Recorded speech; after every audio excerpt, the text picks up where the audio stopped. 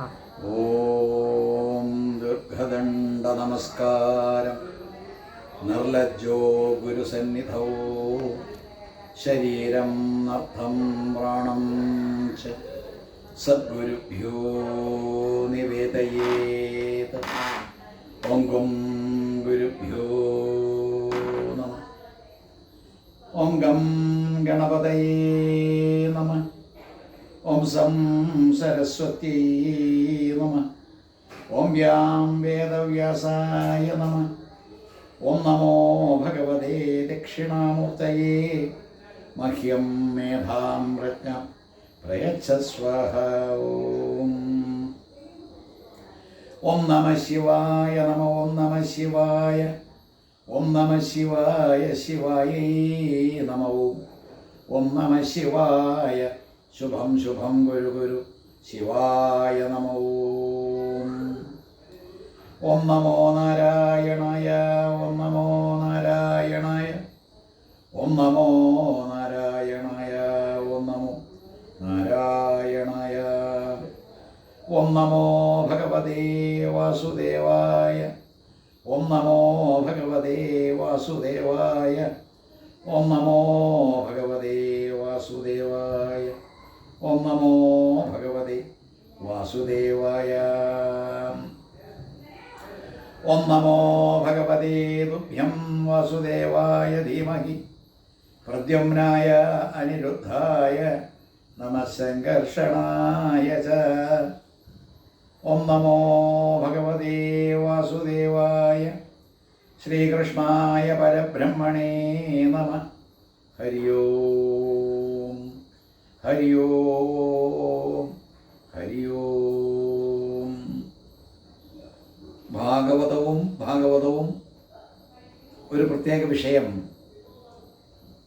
കൂടുതൽ പരിചിന്തനത്തിന് വിധേയമാക്കേണ്ട രണ്ട് ഭാഗവതങ്ങൾ. ഒന്ന് പ്രവൃത്തി ശാസ്ത്രമായിട്ടും മറ്റൊന്ന് നിവൃത്തി ശാസ്ത്രമായിട്ടും എല്ലാവരും പറയുമ്പോഴും അതിനകത്തേക്ക് കടക്കുമ്പോൾ ആത്യന്തികമായിട്ടുള്ള ലക്ഷ്യം ഒന്നാണ്, മോക്ഷമാണ് എന്ന് സൂചിപ്പിച്ചു. മോക്ഷത്തെ വിട്ട് മറ്റേ യാതൊന്നും കാംക്ഷിക്കാത്ത ഇരു ഭാഗവതങ്ങളിലും ഒന്ന് തൻ്റേതായ മോക്ഷം, ഒന്ന് അച്ഛൻ്റേതായ മോക്ഷം. അപ്പോൾ സത്യത്തിൽ തൻ്റേതായ മോക്ഷം എന്ന് പറയുന്ന ആത്യന്തിക ലക്ഷ്യം പരീക്ഷിത്ത് നേടുന്നുണ്ട് എങ്കിൽ കൂടി അത് മനസ്സിലാക്കാൻ കഴിയാത്ത മകൻ ജനമേജയൻ അച്ഛന് മോക്ഷം കൊടുക്കാനായിട്ട് തുനിയുകയാണ്. ഈ വ്യത്യാസം അജഗജാന്തരമുള്ള, അല്ലെങ്കിൽ മനസ്സിൻ്റെ ഇത്രമാത്രം വ്യത്യാസമുള്ള രണ്ട് തലങ്ങളെ വേദവ്യാസര് അതിസുന്ദരമായ രണ്ട് പുരാണങ്ങളിലൂടെ അവതരിപ്പിച്ചു തരുമ്പോൾ ഏറ്റവും പ്രധാനപ്പെട്ട കഥാപാത്രം എന്ന് പറയാൻ നമ്മൾ മടിക്കേണ്ട കഥാപാത്രം തന്നെ ശുകൻ. അദ്ദേഹത്തെ സംബന്ധിച്ച് നമ്മളിങ്ങനെ എത്തി നോക്കി. ആ ശുകൻ എന്ന് പറയുന്ന അദ്ദേഹത്തിൻ്റെ ജന്മം ഭാഗവതം എന്ന് പറയുന്ന നിവൃത്തിശാസ്ത്രത്തിൽ നമ്മൾ കാണുന്നില്ല. പക്ഷേ ദേവീ ഭാഗവതം എന്ന് പറയുന്ന പ്രവൃത്തിശാസ്ത്രത്തിൽ അദ്ദേഹത്തിൻ്റെ ജന്മത്തെ പ്രതിപാദിക്കുന്നുണ്ട്. ഏറ്റവും രസകരമായിട്ടുള്ള ഒരു സന്ദർഭം, നിവൃത്തിശാസ്ത്രമായി ഇരിക്കുന്ന ഭാഗവതത്തിൽ ഏതൊരു വേദവ്യാസനാണോ ദുഃഖത്തോടു കൂടി ഇരിക്കുന്നത്, ആ ദുഃഖത്തിന് ഹേതു പ്രാപഞ്ചികമായിട്ടുള്ള യാതൊരു പ്രശ്നവുമല്ല. അദ്ദേഹം അവിടെ ഈ ദുഃഖം എന്തുകൊണ്ട് വരുന്നു എന്ന് അറിഞ്ഞുകൂടാതിരിക്കുമ്പോഴാണ് നാരദർ വന്നിട്ട് സാക്ഷാൽ ഈശ്വരൻ്റെ മഹത്വം പ്രതിപാദിക്കുന്ന ഒരു ഗ്രന്ഥത്തിന് ജന്മം കൊടുക്കാത്തതാണ് ഇതിന് കാരണമെന്ന് പറഞ്ഞ് ഏതായാലും അദ്ദേഹത്തിൻ്റെ ദുഃഖശാന്തി വരുത്തുന്നതിനുള്ള ഉപദേശം കൊടുക്കുന്നത് നാരദരാണ്. ദുഃഖശാന്തി ഭാഗവത്തിലൂടെ. അവിടെയും തപസ്സനുഷ്ഠിക്കുന്ന ഈ വേദവ്യാസൻ ദുഃഖത്തിന് കാരണം കണ്ടുപിടിക്കുന്നത് പുരുഷനെയും പ്രകൃതിയെയും വേറായിട്ട് കണ്ടതുകൊണ്ടാണ്. പുരുഷനെയും പ്രകൃതിയെയും വേറായിട്ട് കാണും, രണ്ടായിട്ട് കാണും. ഒന്നായ നിന്നേഹ രണ്ടെന്ന് കണ്ടളവിലുണ്ടായൊരിണ്ടൽ എന്ന് എഴുത്തച്ഛൻ പാടുന്നത് അത് വളരെയേറെ അർത്ഥവത്തായ ഒരു സംഗതിയാണെന്ന് സൂചിപ്പിക്കുന്ന രീതിയിൽ ഈശ്വരതത്വത്തെ, ബ്രഹ്മം എന്ന് പറയുന്ന ഈശ്വരതത്വത്തെ രണ്ടായിട്ട് കാണുന്ന രീതിയിലേക്ക് ധ്യാനവേളയിൽ വേദവ്യാസൻ എത്തിയപ്പോൾ ആ പുരുഷനെ കണ്ടു, പ്രകൃതിയെ കണ്ടപ്പോൾ അദ്ദേഹം ചിന്തിക്കുകയാണ്, ഈ പ്രകൃതിയാണ് എന്നെ ചതിക്കുന്നവൾ. എന്നിട്ട് കൂട്ടിച്ചേർക്കുന്ന ഞാനാകുന്ന ഈശ്വരനെ മറച്ചു വയ്ക്കുന്നത് ഇവളാണ്. ഞാനാകുന്ന ഈശ്വരൻ. അപ്പോൾ എല്ലാ തരത്തിലും ഞാൻ ഈശ്വരനാണെന്നുള്ള ബോധത്തെ മറച്ചു വയ്ക്കുന്ന ആ പ്രകൃതി എന്ന് പറയുന്ന ആ സ്ത്രീ സ്വഭാവത്തെ, മായ, അതിനെ കണ്ടുകൊണ്ടാണ് വഞ്ചകിയായിട്ടുള്ള അവളെ എങ്ങനെ നമുക്ക് തരണം ചെയ്യാം അതിനുള്ള മാർഗമായിട്ട് ഭാഗവതൻ രചിച്ചു എന്ന് പറയുമ്പോൾ അവിടെയും മായാതരണവും മോക്ഷവും, അല്ലെങ്കിൽ താൻ ഈശ്വരനാണെന്നുള്ള ബോധത്തെ സാക്ഷാത്കരിക്കാൻ വേണ്ടിയിട്ടുള്ളൊരു വിദ്യ, അതിവിടെ ജനമേജയൻ്റെ കാര്യത്തിൽ സാധ്യമാകാതെ വരുമ്പോൾ അവിടെ മോക്ഷത്തിൻ്റെ മാനദണ്ഡം തന്നെ മാറിപ്പോയി. എന്തോ ആകട്ടെ, നമുക്ക് പ്രധാനപ്പെട്ട കഥാപാത്രം എന്ന് നേരത്തെ സൂചിപ്പിച്ച ആ ശുഗനിലേക്കൊന്ന് കടന്നു നോക്കാം. ഏതൊരു വേദവ്യാസരാണോ ശ്രീമദ് ഭാഗവതത്തിൽ ആ നിവൃത്തിശാസ്ത്രത്തിൽ ദുഃഖത്തിന് ഹേതു എന്താണെന്നറിഞ്ഞുകൂടാതെ വിഷമിച്ചിരുന്നത് നാരദൻ വന്ന് ഉപദേശിച്ച് ഭാഗവതത്തിൻ്റെ രചനയിൽ ഏർപ്പെട്ടത്, അതേ വേദവ്യാസൻ ദുഃഖിച്ചിരിക്കുന്ന സന്ദർഭത്തിൽ അതേ നാരദര് തന്നെ വേദവ്യാസന്റെ മുൻപിൽ വന്ന് ദുഃഖത്തിന് ഹേതു ആരായുമ്പോൾ പറയുന്നത്, ഞാൻ വിവാഹിതനല്ല, ഞാൻ വിവാഹിതനല്ലാത്തതുകൊണ്ട് എനിക്ക് കുട്ടികളുണ്ടാവുകയില്ല, ഒരു കുട്ടിയോ ഒരു പുത്രൻ ജനിച്ചില്ല എങ്കിൽ ഞാൻ എങ്ങനെ രക്ഷപ്പെടും? അതാണ് ചോദ്യം. എൻ്റെ രക്ഷ എന്ന് പറയുന്ന മോക്ഷത്തിന് കാരണക്കാരനായിട്ടൊരു പുത്രൻ വേണ്ടേ? തികച്ചും പ്രാപഞ്ചികമായിട്ടുള്ളൊരു ചിന്ത, മറ്റത് ആധ്യാത്മികമായിട്ടുള്ളൊരു ചിന്ത. അപ്പോൾ രണ്ട് തലങ്ങളാണ് ഇവിടെ, രണ്ട് ഭാഗവത്തിലും രണ്ട് തലങ്ങളാണ്. ഒന്ന് ഉത്കൃഷ്ടമായിരിക്കുന്ന ആധ്യാത്മികത, മറ്റൊന്ന് പ്രാപഞ്ചികത. കുട്ടിയെ വേണമെന്നുള്ളൊരാഗ്രഹം ഇങ്ങനെ ഉദിച്ചപ്പോൾ ഉണ്ടായ ദുഃഖം, ഭാര്യയില്ലാത്ത അവസ്ഥയിൽ എങ്ങനെ കുട്ടി ഉണ്ടാകും എന്നുള്ള ചോദ്യവും, ഇതിനെല്ലാം തന്നെ മറുപടിയായിട്ട് നാരദൻ പറഞ്ഞു കൊടുക്കുന്നത് പാർവതീ പരമേശ്വരന്മാരെ ഉപാസിച്ചുകൊണ്ട് തപസ്സനുഷ്ഠിക്കാൻ അതിനകത്തേക്ക് ഇറങ്ങിയാണ് വേദവ്യാസൻ. അപ്പോൾ വേദവ്യാസൻ പാർവതീ പരമേശ്വരന്മാർ തപസ് ചെയ്ത് പ്രത്യക്ഷപ്പെടുത്തി. ആ പ്രത്യക്ഷപ്പെട്ട ഈ ശങ്കരനാരായണൻ, ഈ ഗൗരീശങ്കരന്മാർ, പാർവതീ പരമേശ്വരന്മാർ അനുഗ്രഹിച്ച് ഈ നിനക്ക് കുട്ടി ഉണ്ടാകട്ടെ. ഇനിയുള്ള ആ സംഭവങ്ങളാണ്, സന്ദർഭങ്ങളാണ് വളരെയേറെ ശ്രദ്ധേയമായിട്ടുള്ളത്. വേദവ്യാസൻ അണുവിട ധരിക്കാതെ തൻ്റെ ദൈനംദിന അനുഷ്ഠാനങ്ങളെല്ലാം തന്നെ ഭംഗിയായിട്ട് ചെയ്തുകൊണ്ടിരിക്കുമ്പോൾ വെളുപ്പാങ്കാലത്ത് അരണിക്കോലുകൾ കടഞ്ഞുകൊണ്ടിരിക്കുന്ന വേദവ്യാസന്റെ അരണിക്കോലുകൾ കടയിൽ നിന്ന് അഗ്നി ജ്വലിച്ചു വരുമ്പോൾ സന്ദർഭം വളരെ ശ്രദ്ധ വച്ചുപലർത്തിക്കൊണ്ട് ചിന്തിക്കേണ്ട ഒരു വിഷയമാണ്. ശ്രദ്ധയില്ലാത്തവർ അഗ്നി ജ്വലിപ്പിക്കാൻ സാധ്യമല്ല. അരണിക്കോലുകൾ കടയുമ്പോൾ പതറിപ്പോകാണെങ്കിൽ അവിടെ അഗ്നി ഉണ്ടാക്കാൻ യോഗ്യനല്ല, അഗ്നി ഉണ്ടാകുകയില്ല. രണ്ടരണിക്കോലുകൾ, ഉത്തരാരണി പൂർവാരണി എന്ന് പറയുന്ന അരണിക്കോലുകൾ യഥാവിധി ഒരു പ്രത്യേക രീതിയിൽ അത് വച്ചുകൊണ്ട് കടയുന്ന ആ സമ്പ്രദായത്തിലൂടെ അല്ലാതെ ഈ പറയുന്ന അഗ്നി ജ്വലിക്കുകയില്ല. എൻ്റെ ചെറുപ്പകാലത്ത് തൈര് കടയുന്ന അമ്മ തൈര് കടയുന്ന ഞാൻ ശ്രദ്ധിച്ചിട്ടുണ്ട്. ശ്രദ്ധ പതറിപ്പോയാൽ അവിടെ ഉറ കൂടുകയില്ല. അവർ പറഞ്ഞിരിക്കുന്ന വാക്ക്, അന്ന് ചെറുപ്പത്തിലെ കേട്ട പദപ്രയോഗം ഉറ കൂടുന്നില്ല, അല്ലെങ്കിൽ ഈ പറയുന്ന നെയ്യ് കൂടുന്നില്ല. നെയ്യ് കൂടണമെങ്കിൽ അവിടെ ശ്രദ്ധയോടുകൂടി കടകോല് വേണ്ട രീതിയിൽ തിരിച്ചുകൊണ്ട് ആ തൈര് കടയണം. എങ്കിൽ മാത്രമേ അവിടെ ഇത് ഉരുത്തിരിയുകയുള്ളൂ എന്ന്. അമൃതത്തിന് സദൃശമായിരിക്കുന്ന നെയ്യ്. അതുപോലെ നൈട്രജൻ സൈക്കിൾ ഈ കെമിസ്ട്രി ലാബിൽ പരീക്ഷണം നടത്തുമ്പോൾ ശ്രദ്ധ പതറിപ്പോയാൽ അവിടെ നൈട്രജൻ സൈക്കിൾ ഒന്നും ഉണ്ടാവില്ല, ഒക്കെ കലങ്ങി പോകും. അപ്പം ഇവിടെ ഈ ശ്രദ്ധയോടുകൂടി കൈകാര്യം ചെയ്തു പോരുന്ന അരണിക്കോലുകൾ കടയുന്ന ആ വേദവ്യാസന്റെ ശ്രദ്ധ പെട്ടെന്ന് അഗ്നി ജ്വലിച്ചു വന്നു. അതിൻ്റെ ഇടയിലാണ് ശ്രദ്ധ ഒന്ന് പതറിയിട്ട് സുന്ദരിയായിട്ടുള്ള ഘൃതാജിയെ കണ്ടു എന്നാണ്.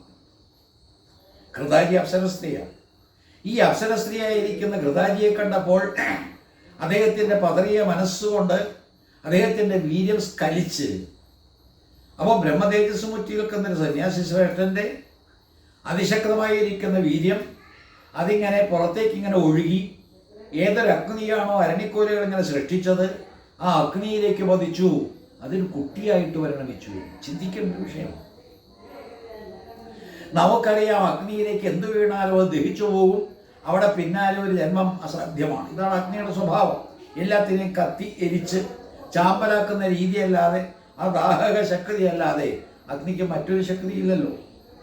പക്ഷേ ഇവിടെ അരണിക്കോലുകൾ കടഞ്ഞിട്ട് പൂർവാരണിയും ഉത്തരാരണിയും കടഞ്ഞ് അതിലൂടെ ജ്വലിച്ച അഗ്നിയിലേക്ക് ഈ വേദവ്യാസന്റെ രേതസ് സ്കലിച്ച് ഒരു കുട്ടിയായിട്ട് പരിണമിച്ചു എന്ന്. അഗ്നി സൃഷ്ടിക്കും വാസ്തവത്തിൽ ഒരു ഉപാധിയാണ്. ജലത്തിലെ പ്രകാരമാണോ സൃഷ്ടി നടക്കുന്നത്, ജനനം നടക്കുന്നത് ജലത്തിലുള്ള രണ്ടു അക്ഷരങ്ങളെ കൊണ്ട് ജനനവും ലയവും നടക്കുന്ന ജലത്തിനുള്ള അതേ ഗുണങ്ങൾ ഈ ലയവും ഈ ജന്മം നൽകാനുള്ള കഴിവും അഗ്നിക്കുമുണ്ട്. അഗ്നി സംഹരിച്ചുകൊണ്ട് അവിടെ സൃഷ്ടമാകുകയാണ് മൂന്നാമതൊന്ന്. രണ്ടായിരിക്കുന്നൊരവസ്ഥ, രണ്ടരണിക്കോലുകൾ, ഉത്തരാരണി പൂർവാരണി രണ്ടും ഇങ്ങനെ ജ്വലിച്ച് കത്തി അതിൽ നിന്ന് ഉണ്ടാകുന്ന അഗ്നി അതിനകത്തേക്ക് പതിക്കുന്ന ഈ രേതസ് അത് ഒരു കുട്ടിക്ക് ഹേതുവായിട്ട് മാറുന്നു. രണ്ട് മാറിയിട്ട് ഒന്നായിട്ട് തീർന്ന് ആ ഒന്നിൽ നിന്നൊരു കുട്ടി ജനിക്കുന്ന രീതിയിലേക്ക് വരുമ്പോൾ എന്തെല്ലാം സംഗതികളാണ് നമ്മുടെ മനോമുഖരത്തിൽ വരേണ്ടത്. ഒന്ന്, ജ്ഞാനാഗ്നിയാണിത്. കാരണം യാഗാഗ്നി ഏതൊരു ശ്രദ്ധാപൂർവം അവധാനപൂർവമാണോ ഈ അഗ്നിയെ ജ്വലിപ്പിക്കാൻ വേദവ്യാസം ശ്രദ്ധിച്ചത്, അതിൽ നിന്നുണ്ടായ ജ്ഞാനാഗ്നിയാണ്. യഥൈധാംസി സമിഗ്ധ്വാഗ്നേർ ഭസ്മസാൽ ഗുരുതേ അർജുന ജ്ഞാനാഗ്നി സർവകർമാണി ഭസ്മസാൽ ഗുരുതേ തഥ അന്തർഭവിച്ചിരിക്കുന്ന രഹസ്യമാണ്. അപ്പോൾ വേദവ്യാസനെ പോലുള്ളൊരു തേജസ്വി യാഗാഗ്നി ഇരപ്പിക്കുന്നതിന് വേണ്ടി അരണിക്കോലുകൾ കടഞ്ഞപ്പോൾ ഉണ്ടായ അഗ്നി അത് ജ്ഞാനാഗ്നി തന്നെയാണ്. ഇനി അത് കാമാഗ്നിയായിട്ട് മാറാനും ബുദ്ധിമുട്ടില്ല. ഏതൊരു മനസ്സിൻ്റെ പതറിയ അവസ്ഥയിലാണോ കാമം ഇങ്ങനെ ഉദിച്ചത്, ഏതൊരു രീതിയിലാണോ കൃതാരി എന്ന് പറയുന്ന അപ്സര സ്ത്രീയെ ഇദ്ദേഹം കണ്ടത്, ആ സമയത്ത് തൻ്റെ മനസ്സിൽ അങ്കുരിച്ച ആ ചിന്ത, ആ കാമോദ്ദീപകമായിരിക്കുന്നൊരവസ്ഥ തൻ്റെ രേതസ്മരത്തേക്ക് സ്കലിക്കാനിട വരുത്തിയതും അതൊരു കുട്ടി ജനിക്കാൻ ഹേതുവായി മാറിയിട്ട് അവിടെ ജനിക്കുന്നു ശുഗൻ. ഇതാണ് കഥ. ദേവി ഭാഗവത്തിലാണിത്. പക്ഷേ ഈ കഥയൊന്നും പറയാതെ തന്നെ ഭാഗവതത്തിൽ, അതായത് മോക്ഷത്തിന് ഹേതുവായ നിവൃത്തിശാസ്ത്രം എന്ന് പറഞ്ഞ് അത് ആ രീതിയിൽ തന്നെ സപ്താഹം നടത്തുന്ന ആ ഭാഗവത്തിൽ പറയുന്നത്, ഈ പറയുന്ന യം പ്രവ്രജന്തം അനുപേദം അപേദ കൃത്യം ദ്വൈപായനോ വിരഹകാതര ആജുഹാവ പുത്രേതി തന്മയതയാതരവോഭിനാതു തം സർവഭൂതഹൃദയം മുനിം ആനദോസ്മി എന്നാണ്. അപ്പോൾ ജനിച്ച പാടെ തന്നെ അഗ്നിയിൽ നിന്നൊരു കുട്ടി ഉണ്ടാകുന്നു, കുട്ടി ഉണ്ടായ പാടെ തന്നെ എണീറ്റോടുന്നു. അത് വാസ്തവത്തിൽ അവിശ്വസനീയം. ഒന്ന്, അഗ്നിയിൽ പതിച്ച രേതസ് കത്തിച്ചാമ്പലാകുന്നതിന് പകരം അതിനൊരു കുട്ടിയെ ഉൽപ്പാദിപ്പിക്കുന്നു. ആ കുട്ടി ജനിച്ചിട്ട് അപ്പോഴേ തന്നെ ഓടുന്നു. എങ്ങനെ? യം പ്രവൃതന്തം പരിവ്രാജകനായിട്ട് എല്ലാം ത്യജിച്ചുകൊണ്ട് സന്യസിച്ചിട്ട് അനുഭേദനായി. യം പ്രവൃതന്തം അനുഭേദം അഭേദകൃത്യം ദൈവായനോ വിരഹകാതരാജുഹാവാ പുത്രേതി തന്മയതയാദരവോഭിനേതു തം സർവഭൂതഹൃദയം മുനിമാനദോസ്മി. ഒരു കുട്ടി ജനിക്കാൻ വേണ്ടി കാക്ഷിച്ചുകൊണ്ട് പാർവതി പരമേശ്വരന്മാരെ പ്രാർത്ഥിച്ച് പ്രത്യക്ഷപ്പെടുത്തിയ അനുഗ്രഹം തേടി നേടിയ ആ മഹാനുഭാവനായിരിക്കുന്ന വേദവ്യാസന് ജനിച്ച കുട്ടി അഗ്നിയിലാണ് ജനിച്ചതെങ്കിലും അവിടെ ജനിച്ച കുട്ടി അപ്പോഴേ തന്നെ ഓടിപ്പോകുന്ന കണ്ട് വിരഹാർത്ഥനായിട്ട് അതിൻ്റെ പിന്നാലെ ആ മകനെയും വിളിച്ചോടുന്ന തികച്ചും പ്രാപഞ്ചികനായിട്ടുള്ളൊരു വ്യക്തിയെ നമ്മൾ കാണുകയാണ്. കുട്ടിയുടെ ജനനം ഈ പറയുന്ന പ്രവൃത്തിശാസ്ത്രമായിരിക്കുന്ന ദേവി ഭാഗവത്തിലാണ് പറഞ്ഞിട്ടുള്ളത് എങ്കിലും അക്കാര്യം ഈ ഭാഗവതം നിവൃത്തിശാസ്ത്രമായിരിക്കുന്ന സപ്താഹത്തിന് ഉപയോഗിക്കുന്ന ആ ഭാഗവത്തിൽ പറഞ്ഞിട്ടില്ല എങ്കിലും ഈ പറയുന്ന നിവൃത്തിശാസ്ത്രമായിരിക്കുന്ന ഭാഗവതത്തിൽ ഈ ഓട്ടം പ്രത്യേകിച്ച് ചിത്രീകരിക്കുന്നുണ്ട്. വേദവ്യാസൻ മകൻ്റെ പിന്നാലെ ഇങ്ങനെ ഓടിപ്പോകുന്നു.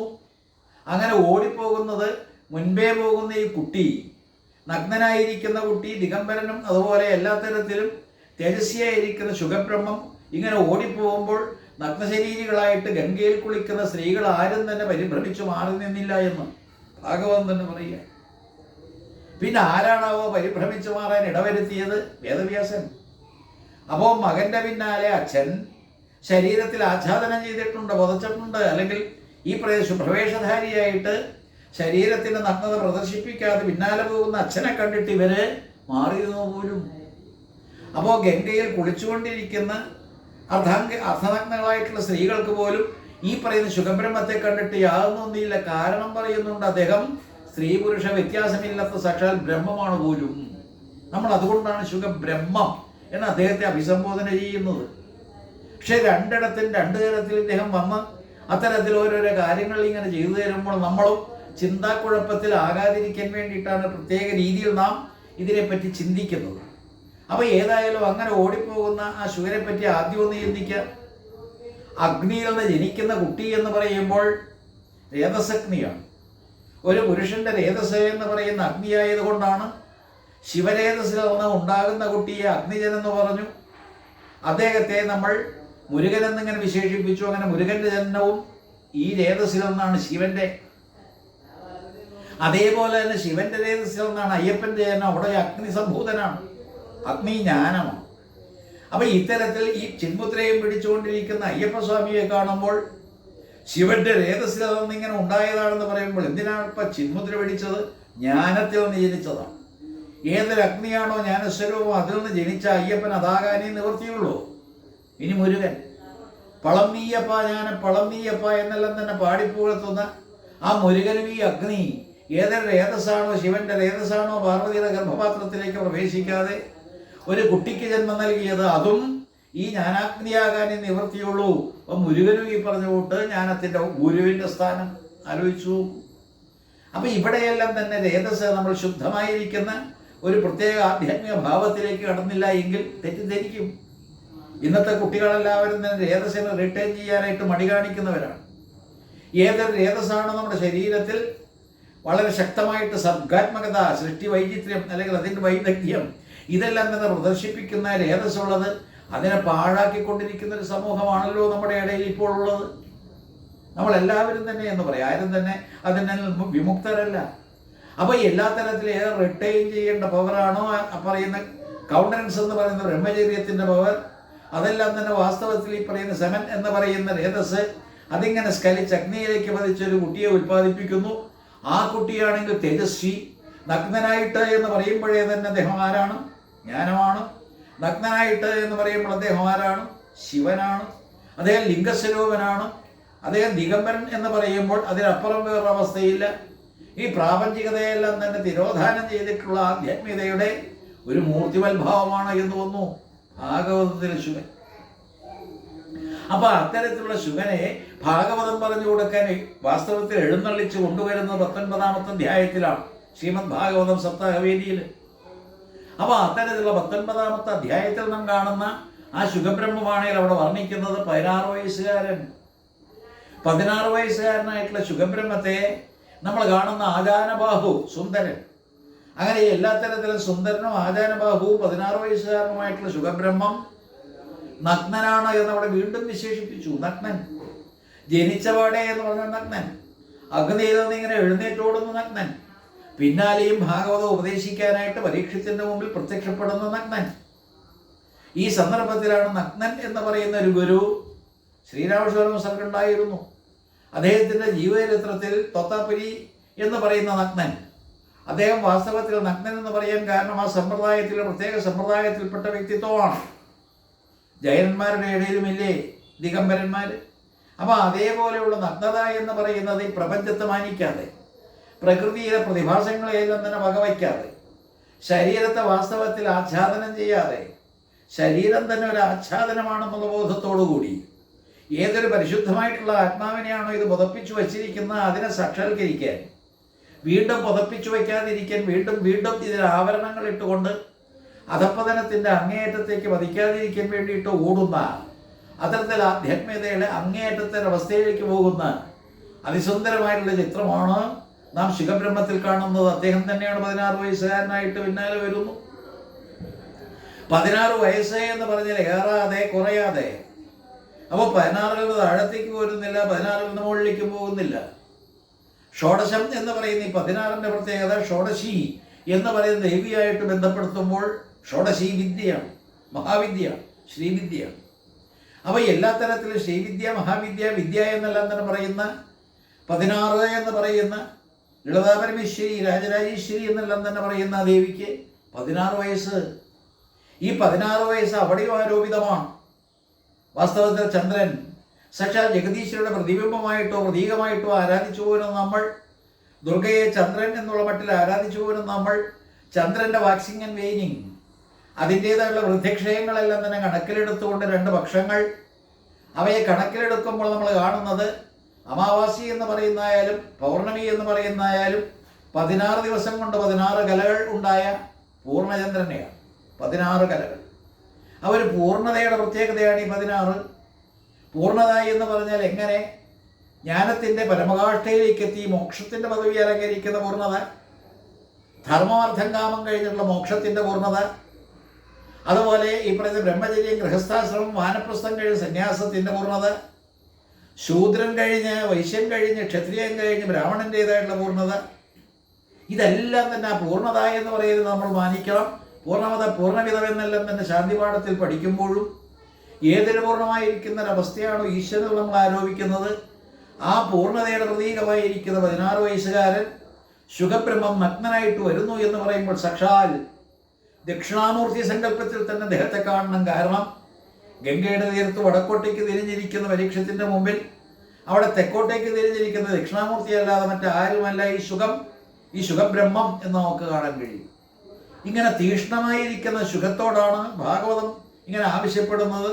ശുഖരൂപ പ്രബോധജ്ഞ സർവശാസ്ത്ര വിശാരദ ഏതത് കഥാപ്രകാശേന മത് അജ്ഞാനം വിനാശയ.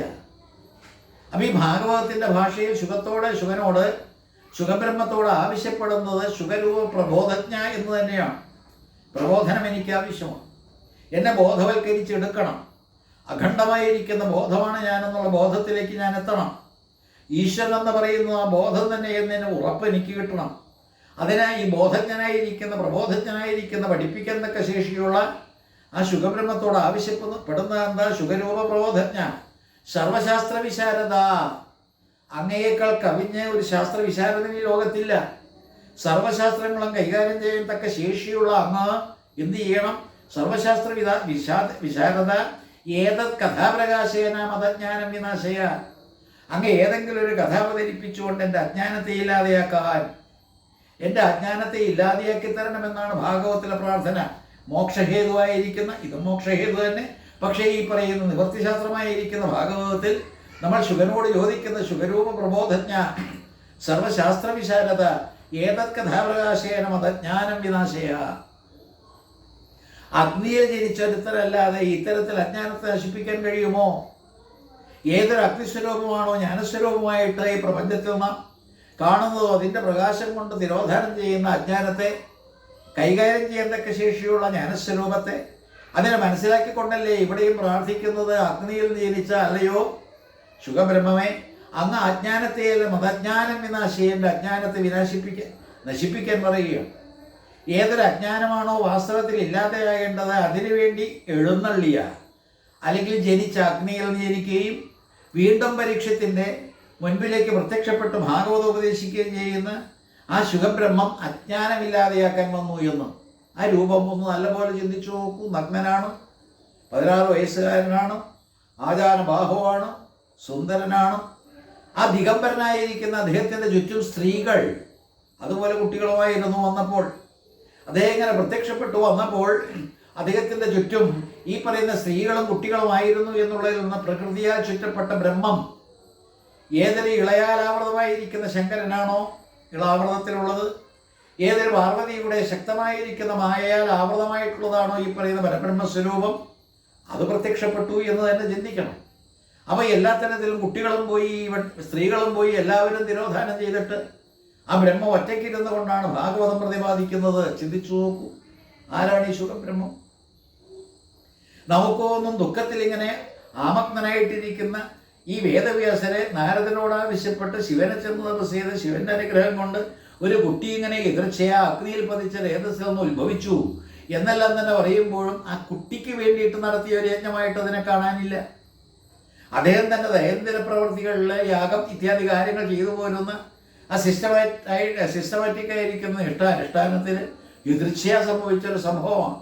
അത് ജനിക്കുന്ന കുട്ടിയാണോ? ആണെങ്കിൽ ആ കുട്ടി വാസ്തവത്തിൽ എങ്ങനെ പരിവ്രാജകനായിട്ടും അനുവേദനായിട്ടും നഗ്നനായിട്ടും ഓടി അകലുന്ന അദ്ദേഹം സാക്ഷാൽ പരബ്രഹ്മം. അപ്പം ഇത് മോക്ഷത്തിന് കാരണമാണ്. അപ്പോൾ മോക്ഷത്തിൻ്റെ ഹേതു എന്താ? ശുഖബ്രഹ്മം. എങ്ങനെ മോക്ഷം കിട്ടും? അഗ്നിയിൽ ദഹിക്കട്ടെ. ഏതൊരു അഗ്നിയാണോ നമ്മൾ വാസ്തവത്തിൽ ആരാധിക്കുന്നത്, ആ ആരാധിക്കുന്ന അഗ്നിയിൽ നിന്ന് ആ തേജസ്സിൽ നിന്ന് കാര്യങ്ങളെല്ലാം തന്നെ അകിരണം ചെയ്ത് ഇരുട്ടിനെയെല്ലാം തന്നെ ദൂരീകരിച്ചുകൊണ്ട് നമ്മൾ വിജ്ഞാനമാകുന്ന ആ തേജസ്സിൽ പ്രകാശത്തിൽ തന്നെ ഇങ്ങനെ ആമഗ്നമായിട്ടിരിക്കുക എന്നുള്ളതേ ഇതിലർത്ഥമുള്ളൂ. അപ്പോൾ അത്തരത്തിലുള്ള ശുഖബ്രഹ്മം, തേജസ്വിയായിരിക്കുന്ന ശുഖബ്രഹ്മം അവിടെ അവതരിപ്പിച്ചുകൊണ്ട് ഏതൊരു ഭാഗവതമാണോ പരീക്ഷത്തിനോട് പറയുന്നത് മോക്ഷം കൊടുക്കുന്ന ഒടുവിൽ ജ്ഞാനത്തെ ഇങ്ങനെ പ്രദാനം ചെയ്തുകൊണ്ട് അജ്ഞാനത്തെ ദൂരീകരിക്കുന്നത്. അജ്ഞാനം എന്ത് എന്ന് വളരെ വ്യക്തമായിട്ട് ഉറപ്പിക്കണം. അജ്ഞാനം എന്ന് പറഞ്ഞാൽ ഞാൻ ഈശ്വരനാണെന്നുള്ള ബോധമില്ലായ്മ എന്ന് തന്നെ അടിവരയിട്ട് പഠിക്കണം. എന്താ അജ്ഞാനം? അജ്ഞാനവും ആവരണവും വിക്ഷേപവുമെല്ലാം ഇതെല്ലാം തന്നെ വാസ്തവത്തിൽ താത്വികമായിട്ട് ചിന്തിക്കുമ്പോൾ ഞാൻ ഈശ്വരനല്ല എന്നുള്ള ബോധത്തിൽ മായയിൽ കടന്ന് ഉഴലുന്ന രീതിയാണ്. ഞാൻ ഈശ്വരനാണെന്നുള്ള ബോധം വരുന്നില്ല. നാം വെറും മനുഷ്യശരീരവും വേറിക്കൊണ്ട് നടക്കുന്ന ജീവന്മാർ എന്ന് കണ്ടുകൊണ്ട് ഇങ്ങനെ പ്രാപഞ്ചികതയിൽ മുഴുകി ഇരിക്കുന്ന രീതിയിലേക്ക് പോകുമ്പോൾ നമുക്ക് വാസ്തവത്തിൽ ബ്രഹ്മസ്വരൂപത്തെ സാക്ഷാത്കരിക്കാൻ കഴിയുന്നില്ല എന്ന്. ഇവിടെ ഒന്നുകൂടി ചിന്തിക്കുക. വേദവ്യാസന്റെ ദുഃഖം അതായിരുന്നു. ശരീരവും ആ ഉടലെടുത്ത ശരീരവും വെച്ചുകൊണ്ട് ഇങ്ങനെ ജീവിതം കൊണ്ട് നടക്കുന്ന അദ്ദേഹത്തിന് ഈ പ്രകൃതിയിൽ അടിപ്പെട്ടുകൊണ്ട് മായയിൽ അടിപ്പെട്ടുകൊണ്ട് ബ്രഹ്മത്തെ സാക്ഷാത്കരിക്കാൻ കഴിഞ്ഞില്ല. ബ്രഹ്മത്തെ സാക്ഷാത്കരിക്കേണ്ടത് എങ്ങനെയെന്ന് കൂടി അദ്ദേഹം അവിടെ പറഞ്ഞു വെച്ചു ഭാഗവതത്തിന്റെ തുടക്കത്തിൽ, പ്രഥമസ്കന്ധത്തിൽ. ആ ബ്രഹ്മത്തെ നമുക്ക് ദർശിക്കാൻ കഴിയുന്നില്ല. അതിന് തടസ്സമായിട്ട് നിൽക്കുന്ന മായ, ആ ആവരണം മാറിക്കഴിഞ്ഞാൽ പിന്നെ മനസ്സിലായി ആരാ? ഞാനാണ് ഈ ബ്രഹ്മം. അഹം ബ്രഹ്മ പരംധാമ. അപ്പൊ ഈ അഹം ബ്രഹ്മ പരംധാമ ബ്രഹ്മാഹം പരമം പദം എന്ന് പറയുന്ന ഞാൻ ഈശ്വരനാണെന്നുള്ള ബോധം തടഞ്ഞു വെച്ചിരിക്കുന്ന അജ്ഞാനമാണെന്ന് പറഞ്ഞുകൊണ്ട് ആ അജ്ഞാനത്തെ ദൂരീകരിക്കാനാണ് പ്രാർത്ഥിക്കുന്നത്. ഒന്നുകൂടി ശ്രദ്ധിച്ചു നോക്കൂ. ശുഖരൂപ പ്രബോധജ്ഞ സർവശാസ്ത്ര വിശാരദ ഏതത് കഥാപ്രകാശേനം അത് അജ്ഞാനം വിനാശയ. അപ്പോൾ അജ്ഞാനം നശിച്ചു കഴിഞ്ഞാൽ ഓട്ടോമാറ്റിക്കായിട്ട് നമുക്ക് മുക്തിപദത്തിലേക്ക് എത്താം. അപ്പോൾ എന്തുകൊണ്ടാണ് നമ്മളിവിടെ ബദ്ധന്മാരായിട്ട് കഴിഞ്ഞുകൂടുന്നത്? ജ്ഞാനമില്ലായ്മ. അപ്പോൾ അറിവില്ലാത്തതുകൊണ്ട്, ജ്ഞാനമില്ലാത്തതുകൊണ്ട്, വിദ്യയില്ലാത്തതുകൊണ്ട്, നമ്മൾ ഈ ജ്ഞാനമാർഗത്തിൽ അങ്ങേയറ്റത്തെ പദവി അലങ്കരിക്കാത്തതുകൊണ്ട് പ്രാപഞ്ചികന്മാരായിട്ട് ഇങ്ങനെ കഴിഞ്ഞുകൂടുമ്പോൾ പ്രകൃതിയുമായിട്ട് ബന്ധപ്പെട്ട് പ്രകൃതി എന്ന് പറയുന്ന മായയെ നമ്മൾ വേണ്ട വിധത്തിൽ മനസ്സിലാക്കാൻ സാധിക്കാതെ, അതിനെ തരണം ചെയ്യാൻ ശ്രമിക്കാതെ അത് ആവരണമായിട്ട് നിൽക്കുന്നതുകൊണ്ട് നമുക്ക് ഈശ്വരനാണെന്നുള്ള ബോധം വരുന്നില്ല. ഇത് മാറ്റിയെടുക്കണമെന്ന് അതിനുള്ള ഏറ്റവും ശക്തമായിട്ടുള്ളൊരു പ്രതീകം, അതിനു വേണ്ടിയുള്ള ഒരു വക്താവ്, അതിനു വേണ്ടിയിട്ടുള്ള യഥാർത്ഥ ഒരു പുരുഷൻ ബ്രഹ്മം തന്നെ, അദ്ദേഹമാണ് ഈ ശുഖബ്രഹ്മം എന്ന് വരുമ്പോൾ ആ നിവൃത്തിശാസ്ത്രമായിരിക്കുന്ന ഭാഗവത്തിലെ ശിവനെ അങ്ങനെ നമുക്ക് മനസ്സിലാക്കാൻ കഴിയും. നിസ്സാരക്കാരനല്ല.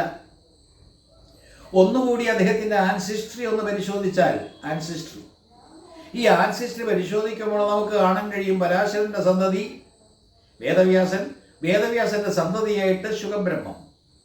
ഇനി വേദവ്യാസൻ ഈ ഒരു സന്തതി മാത്രമല്ല, വേദവ്യാസൻ വാസ്തവത്തിൽ ഒരു സന്യാസിയാണെങ്കിൽ കൂടി അമ്മയുടെ ആവശ്യപ്രകാരം ഏതൊരു സത്യവതി എന്ന് പറയുന്ന മുഖ്യസ്ത്രീയിലാണോ ഈ പറഞ്ഞ പരാശരന് വേദവ്യാസനം ഉണ്ടായത്, ആ സത്യവതി ആവശ്യപ്പെടുമ്പോൾ ചെന്നുകൊള്ളാമെന്നുള്ള വാഗ്ദാനത്തോടുകൂടി തിരോധാനം ചെയ്ത വേദവ്യാസരെ വിചിത്രവീരനും ചിത്രാംഗതനുമെല്ലാം തന്നെ വാസ്തവത്തിൽ അനമത്യരായി.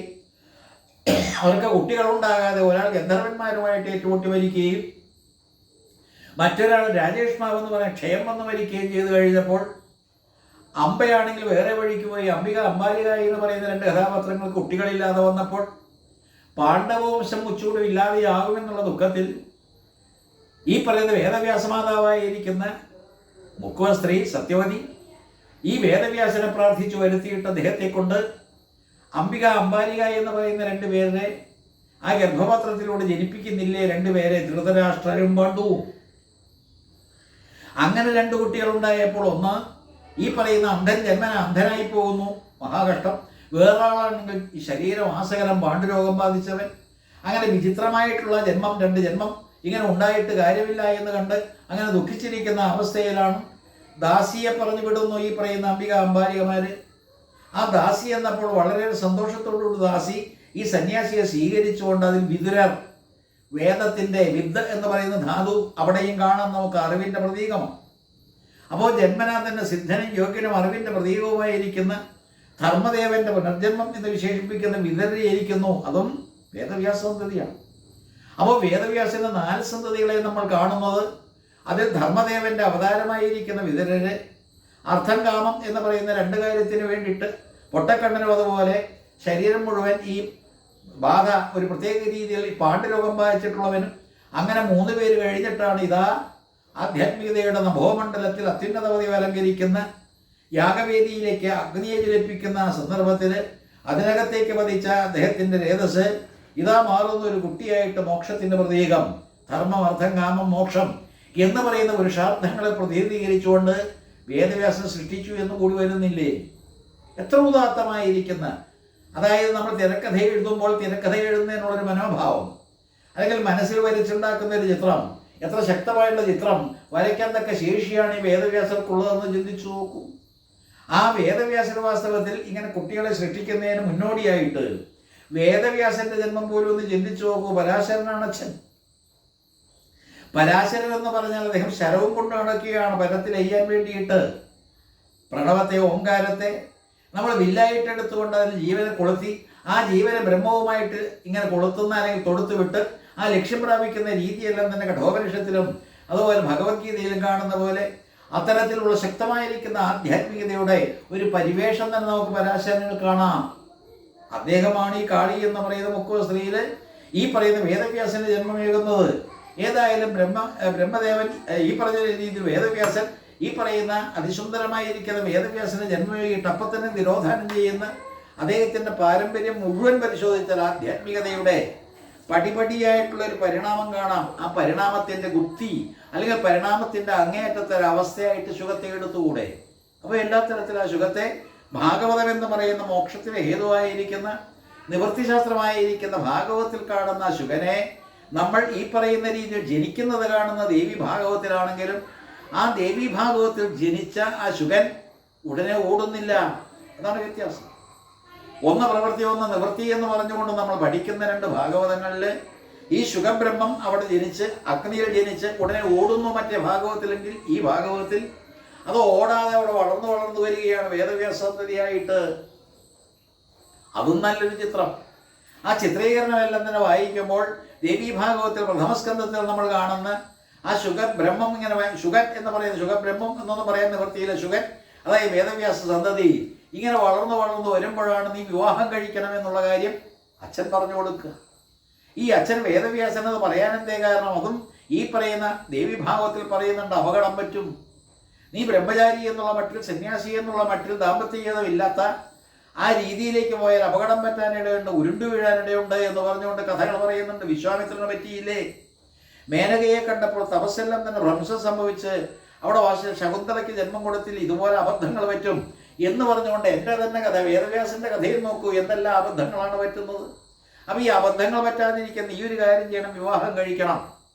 നിർബന്ധ ബുദ്ധിയായിരിക്കുന്ന ശുഗബ്രഹ്മം വിവാഹം കഴിക്കില്ല എന്നുള്ള പിടിവാശി ഉടനെ തന്നെ ഇദ്ദേഹത്തിൽ ചിന്താഗതി മാറുന്നു. വേദവ്യാസൻ പറയുകയാണ്, നീ ഞാൻ പറയുന്നൊന്നും കേൾക്കണ്ട.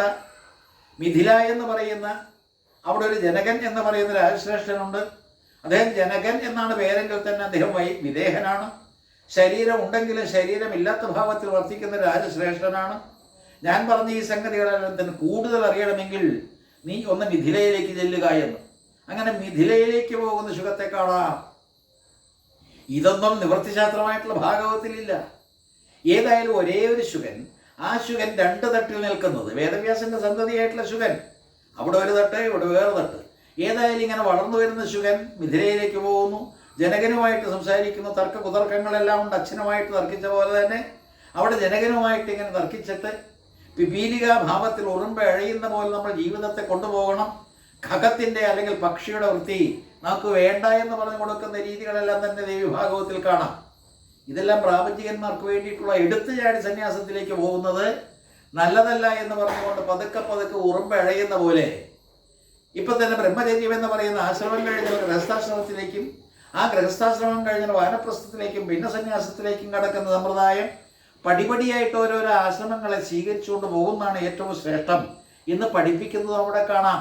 ഈ ജനകൻ, വളരെ ശ്രേഷ്ഠനായിരിക്കുന്ന ജനകൻ ശുഗനെ ഇങ്ങനെ പ്രബോധനം നടത്തിക്കൊണ്ട് അവിടെ പിപീലിക രീതിയിലാകട്ടെ ഖഗ ശൈലി നമുക്ക് വേണ്ട, പക്ഷിയുടെ രീതിയിൽ ഇങ്ങനെ എടുത്ത് പറന്നു പോകുമ്പോൾ കുഞ്ചി ഒടിഞ്ഞു വീഴാൻ ഇടയുണ്ട് എന്നെല്ലാം തന്നെ പറഞ്ഞുകൊണ്ട് പേടിപ്പിക്കുന്നതും, അല്ലെങ്കിൽ അതല്ല ശരി എന്ന് പറഞ്ഞുകൊണ്ട് പ്രാപഞ്ചികതയിലേക്ക് വിവാഹത്തിലേക്ക് കടക്കണം എന്നിങ്ങനെ നിർബന്ധിച്ചുകൊണ്ട് പീബലി എന്ന് പറയുന്ന ഒരു ഭാര്യയെ സ്വീകരിക്കുന്ന കാര്യവും ഈ പറയുന്ന ദേവീഭാഗവത്തിൽ കാണാം. പ്രവൃത്തിശാസ്ത്രത്തിൽ ഇങ്ങനെയുള്ള ഈ രണ്ട് ഭാവത്തിലുള്ള ഈ ശുഗബ്രഹ്മത്തെ നമ്മൾ കാണുമ്പോൾ നമുക്ക് വാസ്തവത്തിൽ എന്താ ഈ രണ്ട് പുരാണങ്ങൾ നമുക്ക് നൽകുന്ന സന്ദേശം എന്ന് ചോദിച്ചാൽ, ചിലർക്ക് ജനിച്ച പാടെ തന്നെ വാസ്തവത്തിൽ സന്യാസ ദീക്ഷയാകാം. അതിനൊരു ഉദാഹരണമായിട്ട് ശുഗനെ കാണാം. പക്ഷെ ഇതേ ശുഗൻ തന്നെ വേദവ്യാസൻ മാറ്റിമറിച്ച് മറ്റൊരു കഥാപാത്രമായിട്ട് അവതരിപ്പിക്കുന്നു ദേവി ഭാഗവത്തിൽ. ജനിച്ച പാടെ സന്യാസമായിരുന്നത് നീ കുറച്ച് കാര്യങ്ങൾ കൂടി ചെയ്ത് തീർത്തിട്ട് വേണം അങ്ങോട്ടേക്ക് കടക്കാൻ. സന്യാസം എന്ന് പറയുന്ന 4ാമത്തെ ആശ്രമത്തിലേക്ക് കടക്കുന്നത് പതുക്കെ പതുക്കെ വേണമെന്നെല്ലാം തന്നെ പറഞ്ഞുകൊണ്ട് പഠിപ്പിച്ച് അത്തരത്തിൽ വിടുന്ന ഒരു സമ്പ്രദായവും നമ്മൾ സനാതന സന്മാർഗികൾ, വിഷയത്തിലേക്ക് ഞാൻ കിടക്കുകയാണ്, സനാതന സന്മാർഗികൾ. ഇവിടെ നമ്മുടെ ഈ ജൗളിക്കടയിൽ എന്തെല്ലാം വ്യത്യസ്ത തരങ്ങളാണുള്ളത്. പിന്നെ രുചിർഹിലോക എന്ന് നമ്മുടെ ശാസ്ത്രങ്ങൾ അല്ലെങ്കിൽ നമ്മുടെ പൂർവികർ പറയുന്ന പോലെ വ്യത്യസ്ത രുചി താല്പര്യമുള്ള നമ്മുടെ ആൾക്കാർക്കെല്ലാം തന്നെ രുചിക്കനുസൃതമായിട്ട് പലതും നമ്മുടെ ഈ പറയുന്ന സംസ്കാരത്തിലുണ്ട്. ഈ സനാതന സംസ്കാരത്തിൽ ആർക്ക് എന്ത് രുചിയാണുള്ളത്, താല്പര്യമാണുള്ളത്, അതേ രീതിയിൽ തന്നെ ലക്ഷ്യമെന്ന് പറയുന്ന മോക്ഷത്തെ പ്രാപിക്കാനായിട്ട് പല പല തരത്തിലുള്ള കാര്യങ്ങൾ ഇങ്ങനെ അവതരിപ്പിച്ചിരിക്കുന്നു. അതാണ് സനാതനത്വം. നമ്മുടെ സനാതനം എന്ന് പറയുന്ന സംസ്കാരത്തിൻ്റെ പ്രത്യേകത ബ്രഹ്മചര്യം അനിവാര്യമാണ്, പക്ഷേ ഗൃഹസ്ഥാശ്രമം അതുപോലെ തന്നെ അനിവാര്യമാണ്. എന്നിട്ട് വാനപ്രസ്ഥനായിട്ട് സന്യാസത്തിലേക്ക് കടക്കണം ജീവിത അന്ത്യത്തിൽ, അതും അനിവാര്യമാണ്. അതേപോലെ തന്നെ നമ്മൾ ശൂദ്രന്മാരായിട്ട് ജനിക്കുന്നു അറിവില്ലാത്തൊരവസ്ഥയിൽ നമ്മൾ പഠിച്ചേ മതിയാവൂ. കുടുംബജീവിതം അല്ലെങ്കിൽ അത്തരത്തിലുള്ള ആയോധനം, ജീവിതായോധനം ഇതെല്ലാം തന്നെ നടത്തി മുന്നോട്ട് പോകുമ്പോഴും നമ്മൾ വാസ്തവത്തിൽ വൈശ്യനാകുന്നു, ക്ഷത്രിയനാകുന്നു, പ്രതിരോധിക്കത്തക്ക ശേഷിയെല്ലാം തന്നെ ശരീരത്തിലുണ്ടാകുന്നു. ഇതെല്ലാം തന്നെ കഴിഞ്ഞിട്ട് നമ്മൾ ബ്രാഹ്മണനായേ മതിയാവൂ. ഇതും നമ്മുടെ സനാതന ധർമ്മത്തിൻ്റെ പ്രത്യേകതയാണ്. അല്ലാതെ ജാതി കോമരങ്ങളെ സൃഷ്ടിച്ചുകൊണ്ട് വ്യത്യസ്ത കമ്പാർട്ട്മെൻറ്റ്സ് അല്ലെങ്കിൽ അത്തരത്തിലുള്ള അപ്പാർട്ട്മെൻറ്റ്സ് അല്ലെങ്കിൽ അത്തരത്തിലുള്ള ഭേദ അല്ലെങ്കിൽ മതിൽക്കെട്ടുകൾ അതുണ്ടാക്കിയിട്ട് ഭിന്ന ചിന്താഗതിക്കാരെയും ജാതിക്കാരെയും സൃഷ്ടിക്കൽ സനാതനത്വമല്ല. അത് തെറ്റിദ്ധരിക്കപ്പെട്ട പിന്നാലെ വന്ന ചില സംഗതികളാണ്. അതേ രീതിയിൽ തന്നെയല്ലേ ഇവിടെ ഈ ബ്രഹ്മചര്യം അല്ലെങ്കിൽ ഈ പറയുന്ന ഗൃഹസ്ഥാശ്രമം, പിന്നെ വാനപ്രസ്ഥം, മോക്ഷം എന്ന് പറയുന്ന പോലെ അതുപോലെ ശൂദ്രനായിട്ട് ജനിക്കുക, എന്നിട്ട് വൈശ്യനായിട്ടും അതുപോലെ ഈ പറഞ്ഞ ക്ഷത്രിയനായിട്ടും നമ്മൾ ഈ പറയുന്ന രീതിയിലേക്ക് ഒടുവിൽ ബ്രാഹ്മണനായിട്ട് പോവുക. അതുപോലെ തന്നെ ആശ്രമങ്ങളുടെ കാര്യം പറഞ്ഞ പോലെ തന്നെ ഇതുപോലെ തന്നെയല്ലേ ധർമ്മം. നമ്മുടെ ധർമ്മം എന്തിനെന്ന് വളരെ വ്യക്തമായിട്ട് പറയുന്നു. അർത്ഥകാമങ്ങൾ വരും. പക്ഷേ വേദവ്യാസന്തതികളായിട്ടുള്ള പൊട്ടക്കണ്ണിൻ്റെ രീതിയിലും അല്ലെങ്കിൽ ഈ പറയുന്ന ശരീരവശകലം രോഗം ബാധിച്ചിട്ടുള്ള അല്ലെങ്കിൽ ഈ വളരെ വെളുത്തിരിക്കുന്ന പാണ്ഡുവിൻ്റെ രീതിയിലും ആകരുത് എന്നുകൂടി അവിടെ ഒരു നിർദ്ദേശമില്ലേ? ധർമ്മം വേണം. ആ ധർമ്മം വിതുരരെ കൊണ്ട് ഏതൊരു ധർമ്മമാണോ ശ്രേഷ്ഠം അതിന് ധർമ്മദേവന്റെ അവതാരമായിരിക്കുന്ന ആ വിതുരരെ കൊണ്ട് ആ കാര്യങ്ങളെല്ലാം തന്നെ പറയിച്ച് അർത്ഥത്തെ കെട്ടിപ്പിടിച്ചുകൊണ്ട് പടപ്പിശാചായിട്ടിരിക്കുന്ന ധൃതരാഷ്ട്രന്റെ ഗതികേട് സൂചിപ്പിച്ച്, അതും വേദവ്യാസന്റെ മകനാണ്. പാണ്ഡുവിനെ സംബന്ധിച്ച ഇടക്കാലത്ത് സംഭവിച്ച ഗതികേട് കാമാസക്തി മൂലം നശിക്കാനിടയായതും ഇങ്ങനെ സൂചിപ്പിച്ചുകൊണ്ട് ആ മോക്ഷത്തിന് ഹേതുവായിരിക്കുന്ന അവസ്ഥയിലേക്ക് നമ്മളെ നയിക്കുന്നില്ലേ?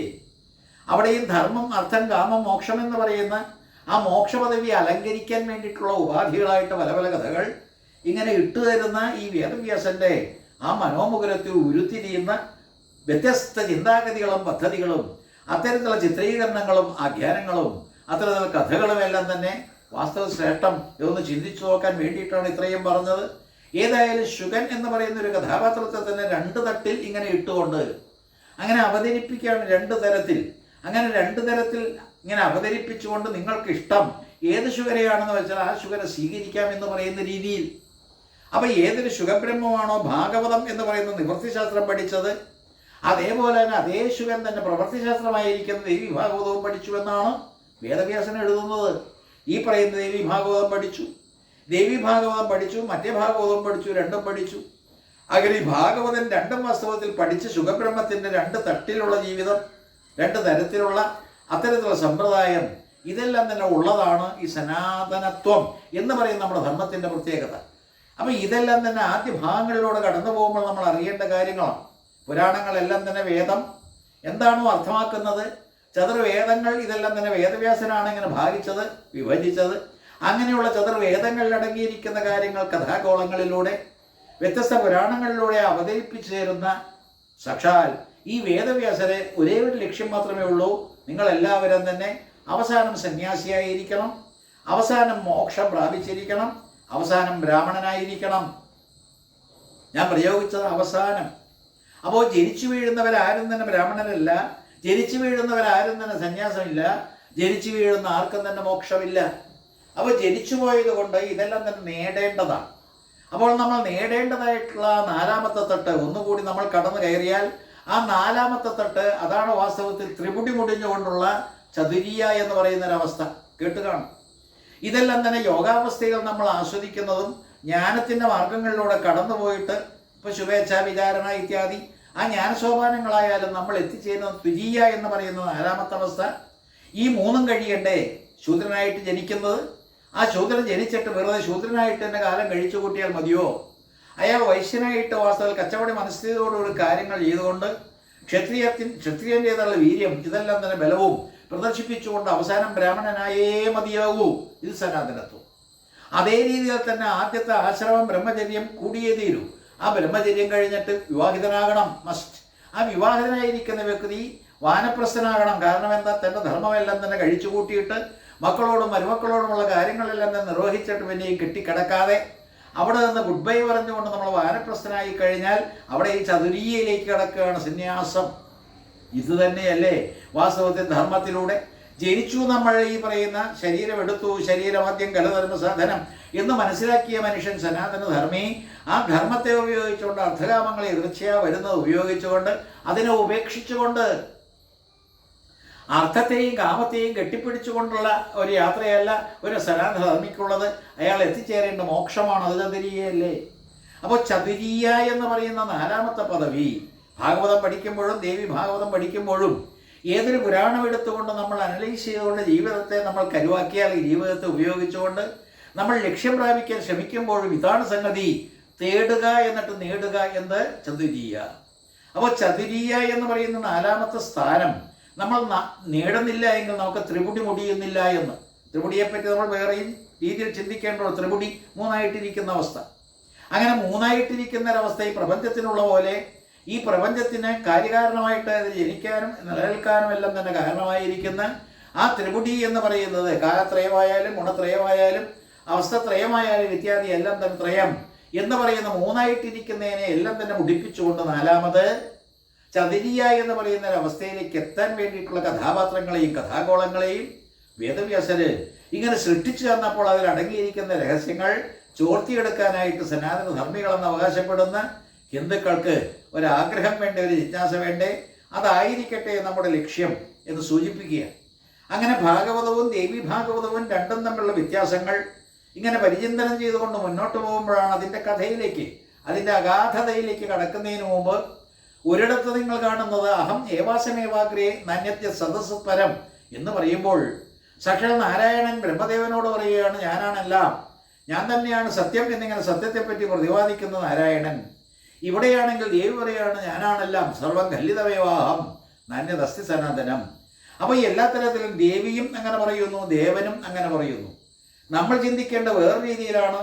പുരുഷൻ എന്ന് പറയുന്ന നാരായണൻ അങ്ങനെ പറഞ്ഞു, മായ എന്ന് വിശേഷിപ്പിക്കാവുന്ന പ്രകൃതി എന്ന് പറയാവുന്ന ദേവിയും അങ്ങനെ പറഞ്ഞു.